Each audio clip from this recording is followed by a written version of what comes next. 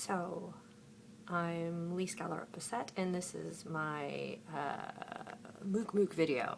I got into this class because I'm interested in how effective MOOCs can be, what MOOCs can do, how MOOCs work, and also I think, particularly for this one and why I haven't gotten involved in any of the really massive ones, is because I'm searching for a community rather than a collective. And I came by this, if you read my blog post on Monday, was that we had the opportunity to hear Douglas Thomas speak, and he's a professor of communications at USC. He's spoken in the past with Kathy Davidson, who of course I'm a huge fan of, and his book, A New Culture of Learning, is the reason why he was invited to come and speak. And one of the things that he talked about today was about the community versus the collective. And the communities are smaller entities, and at one point they get so big that they cross over into a collective. And a collective is something that, in his description, is low investment, high reward.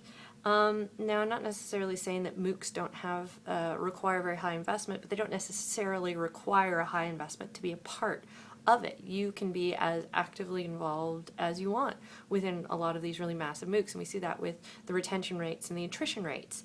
And even when we had a breakaway session with them, people who were taking some of the Coursera MOOCs, one of the people in our little breakaway session was taking the science fiction one, another one was taking the world music one, and they were saying how even though it's required that they comment on each other's work, a lot of it turns into, as a writing instructor, I know this very well, it turns into peer review, which is, this is very good, thank you very much, and where other people are actually taking the time to give the comments and to help their peers. And so there really is this idea of the collective, and it can be a very powerful thing. I'm a member of listservs. You send it out to the collective, you ask a question. Twitter can be very much like a collective for me, where I tweet out a question and I get a myriad of answers. But I think this particular MOOC was of interest to me because it does, I think, form more of a community, and you can't see me talking with my hand over here.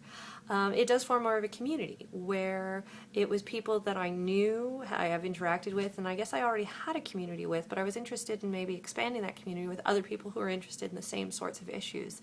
And while again, I'm sure people, for example, for the group essay, I was in group 1, I was in the chaotic group chaos, but it was an interesting exercise because I don't think we had that community the way some of the other groups may have had, or collective, or perhaps we just didn't have a leader.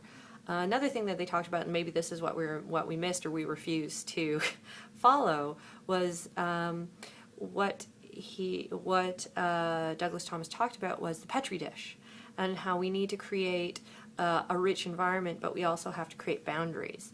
And I think that maybe that is one of the appeals of MOOC to people, where yes, we can go and learn anything and read anything and do anything, but what MOOCs and the class structure in general does create those parameters. And I think the parameters are really important, and I think people are sort of looking for those parameters, but then stepping back and being able to thrive within those parameters.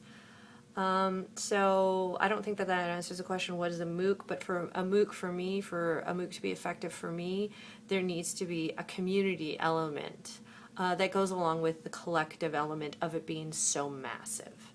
So for me, it's finding that balance, I think, between the community and the collective, and deciding, depending on what you're trying to teach and what you're trying to learn, which one is more important, more beneficial, more relevant. Is the collective a better tool or a better model, or is the community a better model?